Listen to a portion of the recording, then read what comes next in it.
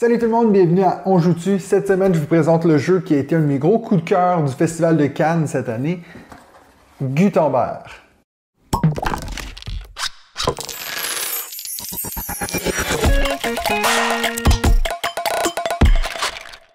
Gutenberg, c'est un jeu qui a une thématique très originale, c'est-à-dire que chaque joueur va un peu incarner une genre de maison d'édition dans les tout débuts de la presse, donc l'invention de l'impression, et on va essayer de faire des livres qui ont les meilleurs caractères, avec la meilleure finition, qui vont un peu se démarquer des autres. C'est un jeu que j'avais découvert à Cannes cette année, et puis c'est sûr que si vous suivez le podcast et puis vous m'avez déjà entendu parler de ce jeu-là, vous savez déjà ce que j'en pense, c'est un jeu que j'ai beaucoup aimé, donc je remercie encore Atalia qui m'a fait parvenir une boîte pour que je puisse vous le présenter aujourd'hui. N'oubliez pas de vous abonner à la chaîne si vous êtes fan de jeux de société et que vous aimez ce que je fais parce que les youtubeurs de jeux de société francophones, on a besoin de tout le soutien qu'on peut avoir parce que c'est un milieu qui est très niche. Donc, n'hésitez pas à mettre des petits likes, des commentaires dans la vidéo. Donc, on va commencer par regarder la mise en place de Gutenberg. Ensuite, je vais vous montrer comment jouer et on va finir par répondre à la fameuse question: on joue-tu à ça Gutenberg? Même si vous savez que oui.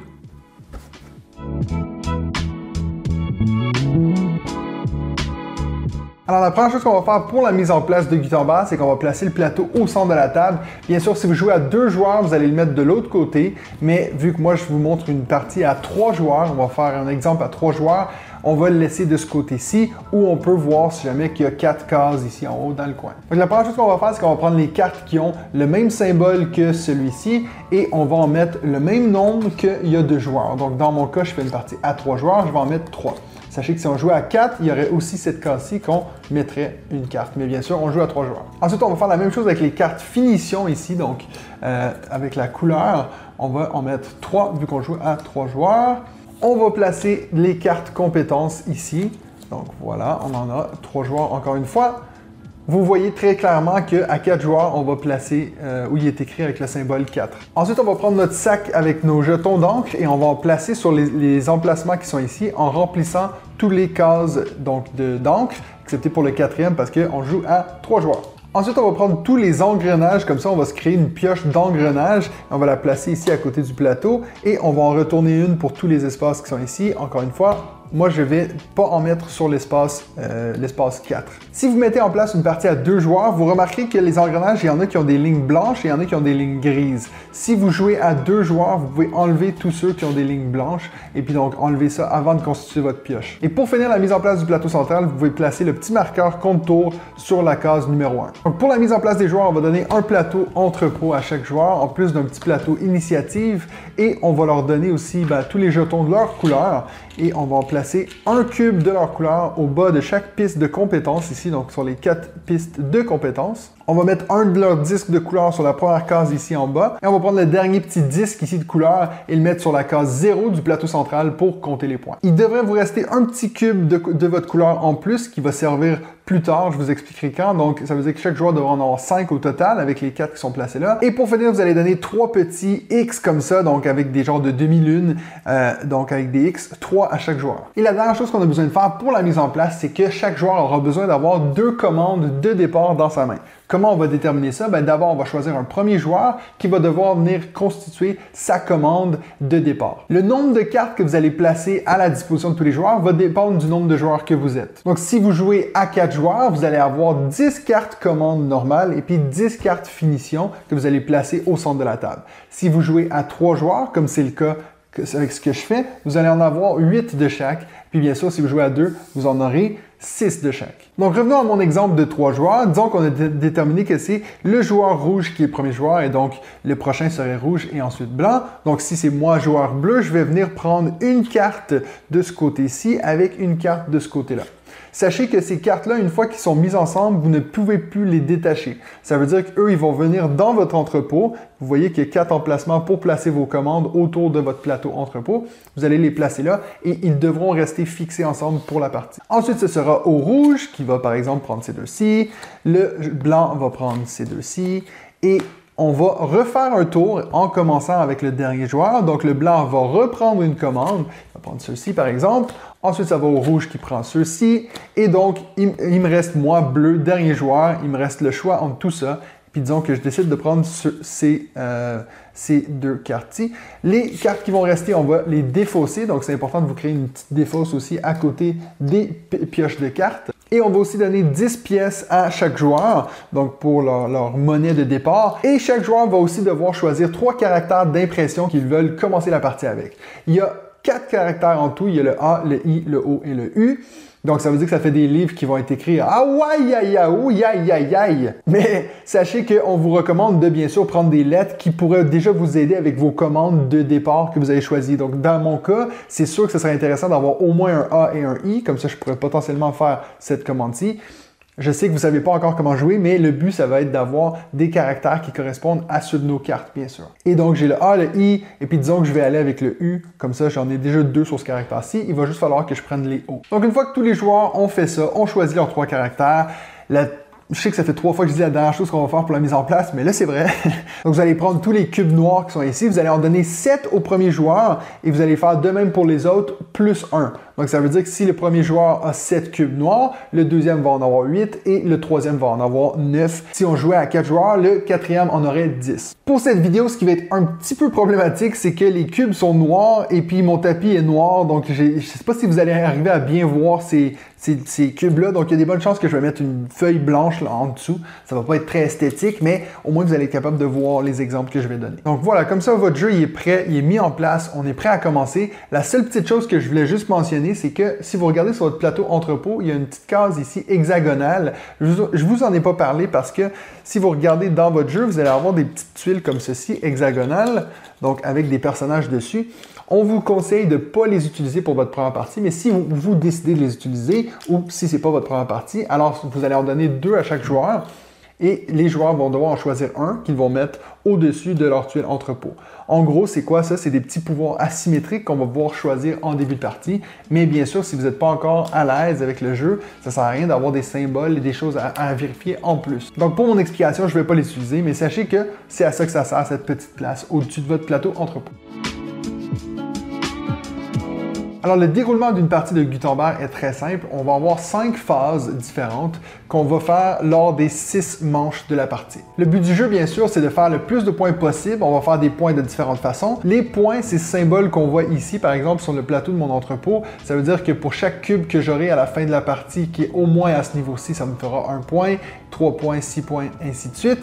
Et en plus de ça, on va devoir faire des commandes et ces commandes-là vont aussi nous rapporter des points de victoire. En plus de ça, les cartes mécénat comme celle-ci qu'on va récupérer pendant la partie vont nous rapporter 8 points à la fin de la partie. En plus de ça, on va aussi faire des points avec l'argent qui nous reste en fin de partie. On y reviendra lorsqu'on parle de les points de fin de partie, mais sachez que la majorité des points que vous allez faire pendant le jeu, c'est en remplissant des commandes et en améliorant votre entrepôt. Donc regardons maintenant les 5 phases que je vous ai dit. La première phase, très simple, on va tourner les engrenages qu'on a dans nos entrepôts.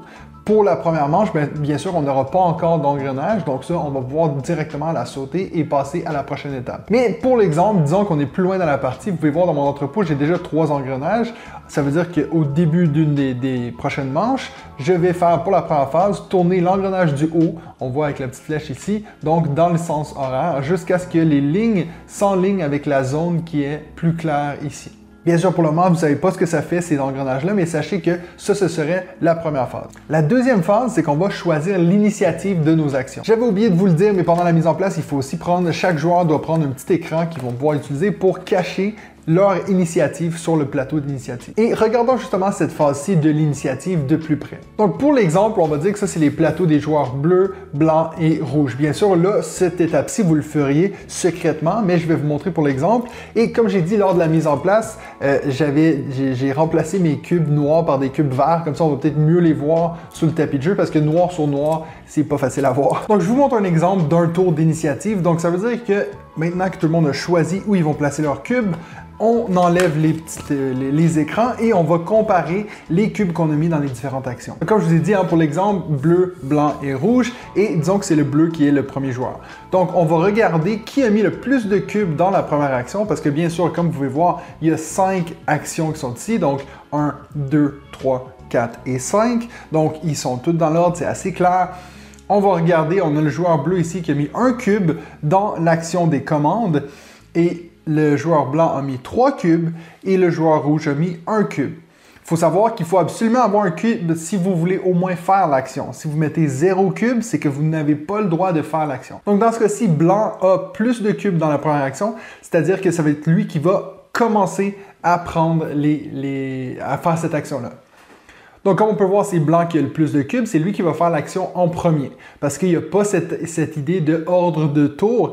Le marqueur premier joueur va simplement briser les égalités. Donc, dans ce cas-ci, blanc est premier. Il décide de prendre, par exemple, cette carte-ci et celle-ci pour constituer une nouvelle commande. Souvenez-vous, hein, les commandes, ils vont aller directement dans notre entrepôt et ils ne pourront pas être dissociés par la suite. Ensuite, on a deux joueurs qui ont mis un cube. Ça veut dire que ce serait au joueur bleu de commencer parce qu'il a le marqueur premier joueur. Si je change un peu l'exemple ici, même si les cubes c'est faux, mais exemple, disons qu'il y a une égalité, mais qui n'a pas de rapport avec le premier joueur, donc dans ce cas-ci, blanc et rouge, alors on va regarder dans l'ordre du tour normal, à partir du premier joueur, c'est qui le premier? Disons que j'ai le joueur blanc qui est assis ici à ma gauche, alors ce serait lui de choisir en premier l'action et ensuite le rouge. Donc c'est à ça que servent ces petits plateaux d'initiative, ça va être de programmer lesquelles actions on veut faire en premier. S'il y a vraiment une action que vous dites, ça, il faut absolument que je joue en premier, bien alors c'est sûr que vous allez mettre plus de cubes dans cette action-là. Et puis s'il y a une action que ça vous sert à rien, bien, vous pouvez potentiellement vous dire, j'ai pas besoin de mettre un cube dans cette action-là. Et puis n'oubliez pas, très important, hein, si vous n'avez pas de cube dans cette action-là, vous ne pouvez pas la faire.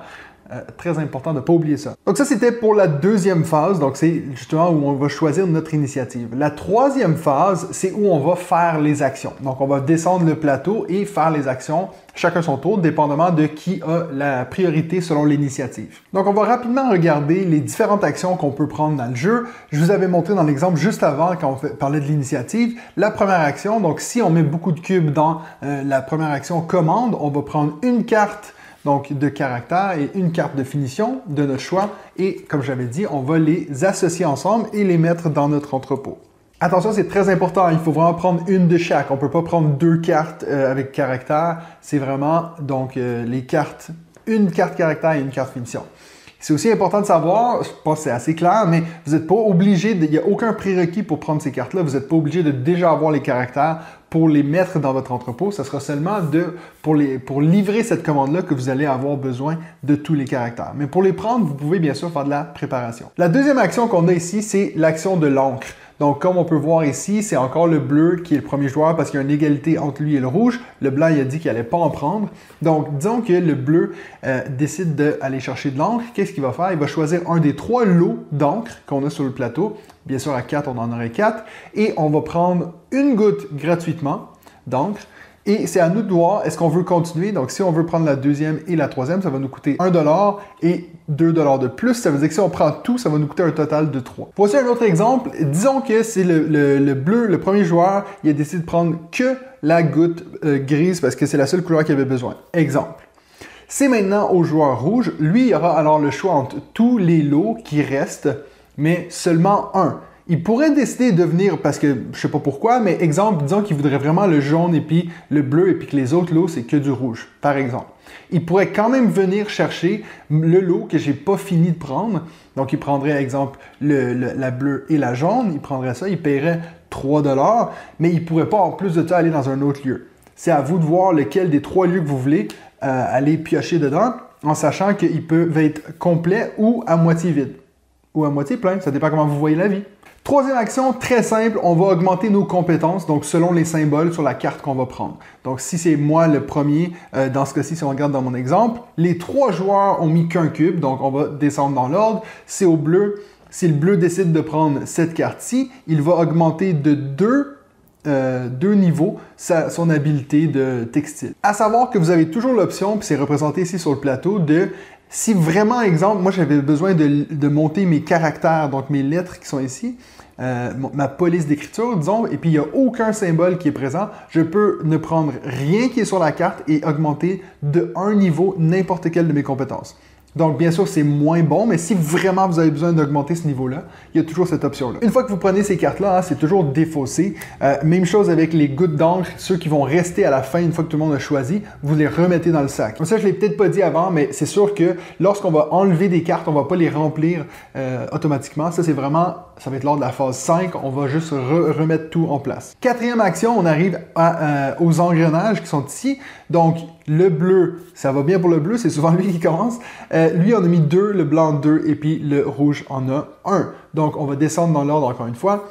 On peut prendre un engrenage qui est là et venir le placer sur notre plateau d'entrepôt. Vous pouvez le mettre comme vous voulez, mais il faut vous assurer que on voit qu'il est dans la zone qui est plus claire ici à droite dans ce cas-ci. Donc, ce serait, par exemple, ici, la goutte jaune. Il faut que ce soit celui-là qui est là. À savoir qu'un engrenage devient disponible aussitôt qu'elle est dans votre atelier. Vous pouvez l'utiliser pendant cette manche-ci. C'est à vous de voir quand vous les utilisez. On va y revenir dans un instant. Je vais juste finir mon explication sur les engrenages. Si, par exemple, on est plus tard dans la partie, puis donc ici, vous voyez, j'ai déjà 3 engrenages dans mon entrepôt. Je pourrais quand même décider d'aller en prendre un autre pendant une des manches suivantes. Et alors, dans ce cas-là, je peux remplacer un engrenage que j'ai déjà sur mon plateau. Et puis dire, ben, finalement, je préfère celui-là, donc je vais plutôt prendre celui-ci. De ça, c'est bien sûr une option que les joueurs ont.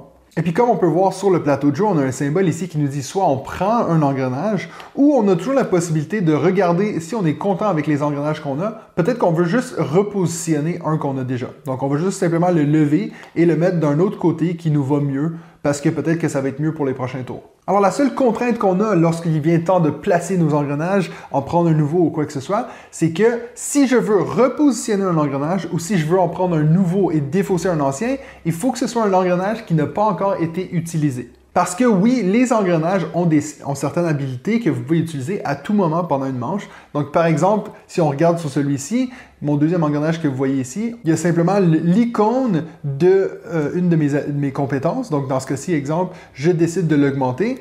Alors, je vais mettre le petit demi-lune avec un X dessus qui indique que j'ai utilisé cette action-ci pendant cette manche. Donc, si j'avais déjà utilisé cette action-ci, je ne pourrais pas alors, à ce moment-ci, décider « Ok, ben, je vais enlever celle-ci pour la remplacer avec une autre. » C'est bien sûr pour empêcher qu'on utilise comme 14 engrenages pendant une même manche. Donc, si vous utilisez un engrenage, vous n'avez pas le droit de la déplacer pendant ce tour-ci. Il y a énormément de différents symboles sur les engrenages. Donc, je vais vous laisser regarder parce qu'ils sont tous expliqués dans le livre des règles. Je ne vais pas tous les faire avec vous, mais bien sûr, quand vous voyez, exemple, un symbole, ça veut simplement dire, ben, si vous couvrez ce symbole-ci, vous pouvez prendre une encre rouge. Donc, à vous de voir, je vous laisse découvrir par vous-même. Et puis donc, la cinquième et dernière action qu'on a pendant la troisième phase, c'est l'action tout en bas du plateau ici avec le mécénat. Vous noterez que dépendamment du tour, ça va aussi vous dicter qu'est-ce qui est disponible pour vous si vous choisissez de faire cette action-là. Donc, si on retourne à mon exemple ici avec mon ordre de tour, on voit que Rouge a tout misé là-dessus. Il voulait être le premier à jouer. Ça veut dire que c'est lui, vu qu'il a 4 cubes, il peut jouer en premier cette action-ci. Vu qu'on est à la première manche, la première et la deuxième manche, on a simplement accès à l'encadré qui est ici. On n'a pas accès aux cartes qui sont là. C'est pour ça qu'on a un 5e cube. Si vous vous souvenez, lors de la mise en place, je vous ai parlé de ce 5e cube. Vous allez pouvoir prendre un de ces 4 actions qui sont disponibles ici. Donc, Rouge a tout misé, donc Rouge commencerait. Il pourrait décider de augmenter n'importe quelle de ses compétences. Ça, c'est celui qui est ici. Il pourrait décider de prendre 3 pièces. Il pourrait décider de prendre 2 gouttes de n'importe quelle couleur. Quand vous voyez qu'il y a des gouttes d'encre, mais qui sont transparentes, blanches, ça veut dire que c'est 2 gouttes que vous choisissez au hasard dans le sac. Si vous voulez une couleur qui n'est plus dans le sac, ben tant pis, vous ne pouvez pas les avoir, mais en général, il devrait en avoir assez pour vous. Et puis le premier en haut, c'est de prendre une commande. Quand vous voyez ce symbole-ci, qui est justement les deux, un genre d'encadré avec un espace au milieu, lorsque vous voyez ce symbole-là, vous allez prendre 2 cartes de la pioche commande et 2 cartes de la pioche finition. Vous allez les regarder et vous allez en choisir une de chaque. Donc cette carte-ci et cette carte-ci. Bien sûr, les cartes que vous ne voulez pas, vous allez les défausser. Mais si, par exemple, moi je regarde ça et puis il n'y a rien qui m'intéresse, je pourrais décider de payer 2 de mes pièces pour pouvoir repiocher 2 cartes. Un total de 2 cartes. Donc, soit je prendrais 2 cartes commande de plus, parce que je ne suis pas content avec ceux qui sont là, ou soit je prendrais une de chaque, ou peut-être que je prendrais 2 cartes finition. Mais ça, c'est vraiment 2 cartes au total. Tandis que quand on a fait l'action au début, il y en avait 4. Donc ça, c'est bien à bien prendre en compte. Bien sûr, si vous voulez continuer à piocher, parce qu'il n'y a encore rien que vous êtes content, vous pouvez continuer à le faire en dépensant 2 pièces. Mais c'est 2 pièces par 2 cartes. Voilà. Que vous allez piocher et regardez pas que vous allez garder. Donc, je vais recommencer, je vais refaire un exemple pour être sûr d'être clair. Je prends 2 cartes de chaque, je les retourne. il n'y a rien qui me va, je vais payer 2 pièces que je vais mettre à la banque et je vais prendre par exemple 2 cartes comme celle-ci, 2 cartes commande de plus. Je regarde tout ça et puis je me dis finalement je veux ces 2 cartes-là. Le reste est tout défaussé. Comme vous pouvez le voir sur le plateau entrepôt, on a 4 emplacements pour les commandes. On ne peut pas en avoir une 5e. Bien sûr, si j'en ai déjà 4 et puis je prends une nouvelle commande, je peux. Je ne suis pas interdit, mais par contre, il faut que je me débarrasse d'une ancienne commande qui n'a pas été complétée. Sachez que ces actions qui sont dans l'encadré ici sont uniques par joueur. Donc ça veut dire que si moi je viens prendre, disons que le rouge décide de prendre les 3 pièces, le blanc qui est le prochain dans l'ordre de tour pourrait prendre un des 3 autres choix, il ne peut pas lui aussi prendre les 3 pièces. Maintenant, quand on va avancer dans les manches, on aura accès des fois à ces cartes, donc mécénat, qu'on a mis ici sur le plateau de jeu. Sachez que à chaque fois qu'on est sur une manche, on a accès à ces cartes-là, en plus de tout ce qui vient avant. Donc, si on est rendu par exemple à la manche numéro 5, puis c'est à moi de faire cette action-là, je pourrais prendre une de ces 4 cartes-là, ou même si je ne suis pas satisfait avec les cartes, je pourrais décider d'aller faire une des actions comme lors des 2 premières manches. Maintenant, ils font quoi ces cartes-là? Ces cartes-là, c'est tout simplement des points de fin de partie. Donc, chaque carte va vous valoir 8 points à la fin. Donc, ça peut être assez intéressant d'aller chercher une de ces cartes-là. Et puis, ce qu'on voit sur la carte, c'est les prérequis pour pouvoir la prendre.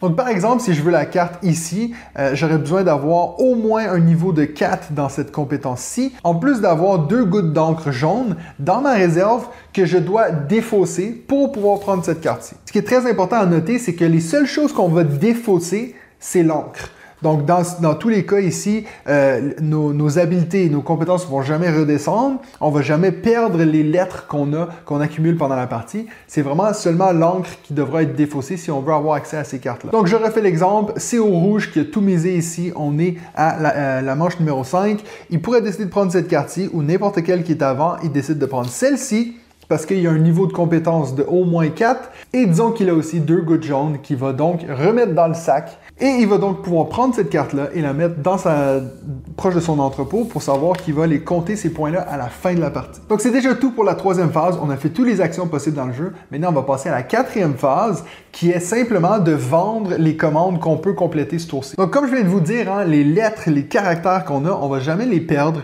Par contre, on peut les utiliser qu'une seule fois par commande. Donc si on vous recommande dans le jeu, puis c'est une très bonne idée de, par exemple, les placer dessus pour être sûr, ok, ben celui-ci, je ne vais pas le réutiliser.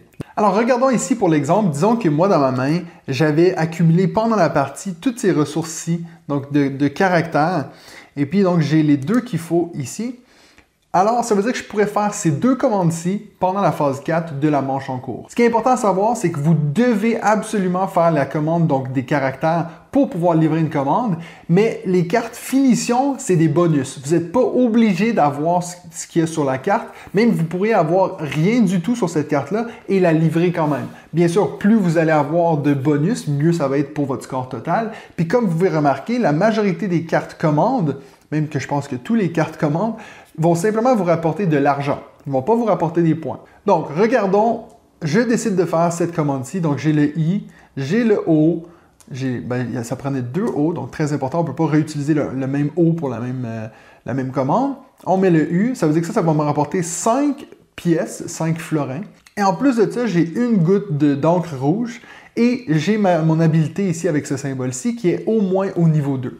Ça veut dire que je vais me prendre, en plus des 5 florins, je vais me prendre 2 points de victoire. J'ai aussi celui-là, ça va me faire 2 points de victoire en plus, donc 4 points de victoire au total. Et si on complète les 2 côtés de cette carte bonus-là, on a celui qui est en dessous, dans ce cas-ci, une pièce. Donc, je refais la commande. Ici, ça va me faire 5 pièces plus 4 points plus une pièce, donc 6 pièces et 4 points pour cette commande-ci. Bien sûr, la goutte d'encre, elle est jetée, elle est défaussée, elle retourne dans le sac. Et ces cartes-là, vous pouvez les mettre dans la défausse maintenant, vu que ça a été utilisé. Les caractères, vous les gardez. Et puis, en plus de ça, pendant la même phase, j'avais un A et un I en plus. Et puis, j'avais bien sûr une toute petite commande ici qui me rapporte 2 pièces. Et si on regarde en bas, j'ai 2 bonus. Un qui me demande d'être au moins au niveau 4 de compétences dans ce symbole-ci. Ça me rapporte 3 points. Et si j'avais une goutte bleue et une goutte grise, ça me donnerait 4 points en plus. Dans ce cas-ci, j'ai pas de goutte bleue. No! Donc, je vais simplement prendre le 3 points qui est là. Je n'ai pas accès au bonus total qui demande d'avoir les 2. Si on a les 2, on aurait 2 points en plus. Donc, cette carte-ci, elle aurait pu valoir beaucoup de points parce que j'aurais pu faire 3 plus 4, 7 plus 2, 9. Mais dans ce cas-ci, je fais que 3, ce qui est quand même mieux que rien. Lors de la 4e phase, vous pouvez aussi décider de vous acheter des caractères en plus. Donc, c'est très simple, la formule qu'on va suivre, c'est qu'on va regarder le nombre de caractères qu'on a et on va faire plus 1. Donc, ça veut dire que si je veux m'en acheter une 5e, je dois payer 4 plus 1, 5 pièces, et puis je peux prendre mon 5e caractère. Si je voudrais m'en acheter un autre, bien sûr, on tomberait à 6 florins. La dernière phase de jeu, c'est simplement de recommencer une nouvelle manche, donc de remettre tout sur le plateau. On va prendre des nouvelles cartes qu'on va mettre ici en haut. Si vous aviez oublié d'enlever les gouttes d'encre, comme j'ai oublié de le faire, vous pouvez les enlever et en remettre 3, si vous jouez à 3 joueurs, bien sûr, mais re-remplir les cases d'encre. Vous allez faire la même chose avec les compétences, on jette et on refresh. Si vous avez plus de cartes dans les pioches, remélangez-les et reconstituez-vous une nouvelle pioche. Faire la même chose avec les engrenages. La seule chose qu'on ne va pas toucher, c'est les cartes mécénat qui vont rester là jusqu'à la fin de la partie. Ensuite, on va avancer le marqueur de manche à la prochaine manche et on va donner le marqueur premier joueur au prochain joueur et on devra aussi adapter le nombre de cubes selon la formule que je vous avais dit. Donc, le premier joueur en a 7 et on augmente de 1 pour tous les autres joueurs. Et pour finir, on va juste regarder ici donc notre plateau d'entrepôt parce qu'il y a plein de petites choses que je ne vous ai pas expliquées. Donc, sachez que le disque ici, il va commencer sur la case 0 et aussitôt qu'on a un cube qui va arriver au moins au 2e niveau, on va pouvoir l'avancer à la prochaine étape. Une fois qu'on l'a déplacé à la prochaine étape, on va prendre la récompense qui est notée dessous. Donc, dans ce cas-ci, les 2e et 3e étapes, c'est simplement une goutte d'encre en plus qu'on va prendre dans le sac de la couleur de notre choix. Lorsqu'on arrive à l'avant-dernière étape, l'étape 4, c'est de prendre une commande en plus, donc avec la même procédé que je vous ai déjà expliqué, 2 cartes de chaque, on en choisit une, on défausse les autres. Si on veut plus de choix, on paye 2 pièces de plus.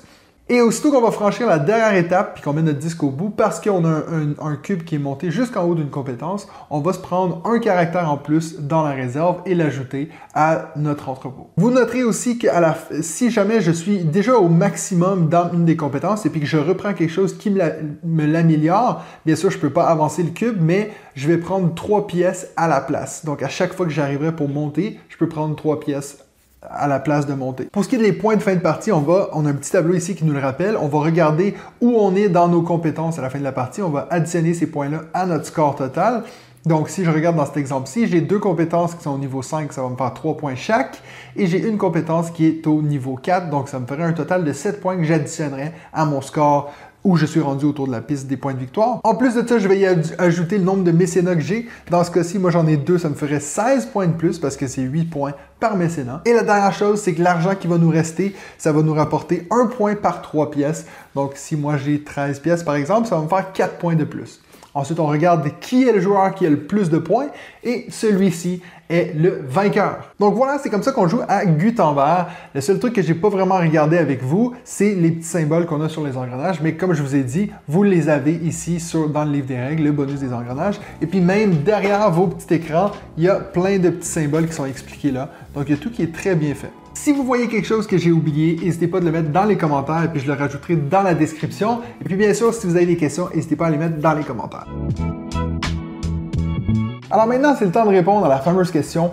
On joue-tu à ça, Gutenberg? La première chose qu'il faut savoir, c'est que si vous suivez mes vidéos habituellement ou que vous écoutez le podcast, vous savez que j'aime les thématiques qui sont originales.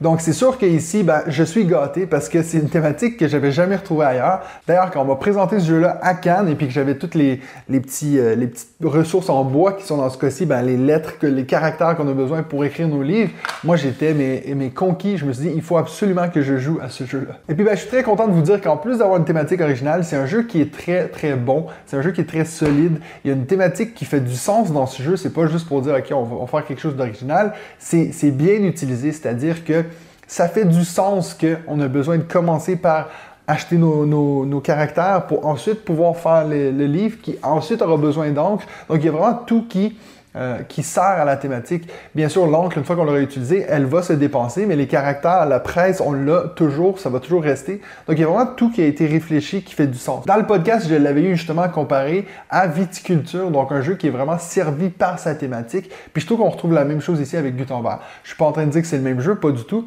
On n'a pas vraiment un placement d'ouvriers ici, mais cette idée que, comme je viens juste de l'expliquer, qu'il y a un sens à ce qu'il faut faire. Il faut commencer par faire ceci avant d'aller au step 2, avant d'aller au step 3. Donc oui, on est dans de la programmation, mais c'est pas une programmation qui est punitive. C'est-à-dire que, par exemple, si je prends un autre jeu où on a vraiment de la programmation comme ça en step, Tricerion, qui est un jeu que je parle souvent sur cette chaîne parce que c'est un de mes jeux préférés, si vous vous arrangez pas pour le faire, votre programmation comme il faut, puis que vous manquez une étape, ça peut tout bousiller votre tour. Tandis qu'ici, il y a des façons quand même d'aller chercher des petits points. Par exemple, on peut finir une commande sans avoir la finition. Ben, tant pis, on aura des petits points au moins, mais on peut toujours au moins faire quelque chose. Donc ça, c'est quelque chose que j'ai beaucoup apprécié dans ce jeu-là. Après, avec les roues, donc on a un autre élément de programmation parce qu'il faut bien réfléchir, OK, au deuxième tour, c'est quoi? Je vais être à quelle section sur mes roues pour pouvoir bénéficier de ces bonus-là. Donc, c'est vraiment, il y a beaucoup de différents éléments qu'on retrouve dans des jeux de programmation. Donc, si c'est le genre de jeu que vous aimez, je pense que vous allez être très content avec Gutenberg. Pour le moment, j'ai pas pu faire énormément de parties, mais j'ai fait donc une partie à 2 joueurs et une partie à 4 joueurs. Donc, je peux vous dire que le jeu tourne tout aussi bien à 2 qu'à 4. C'est sûr que plus on est de joueurs, plus les phases d'enchères, justement au début où on va essayer de placer notre initiative, c'est sûr que ça c'est plus intéressant à plusieurs joueurs parce qu'on a plus de compétition sur qui va pouvoir faire ces actions-là. Mais c'est aussi bien qu'à 2 joueurs, on peut tourner le plateau et puis qu'il y a moins de possibilités d'action, ce qui rend le jeu un peu plus tendu. J'ai essayé de trouver un autre exemple pour comparer cette phase d'enchère qui est moins intéressante à 2 joueurs. J'ai pensé à l'exemple de Nilavellir, qui est un jeu que moi je ne conseille pas à 2 joueurs parce qu'on n'a pas vraiment de tension dans les échanges. Mais ici, c'est pas vraiment la base du jeu, c'est pas les enchères, donc ça me dérange un peu moins.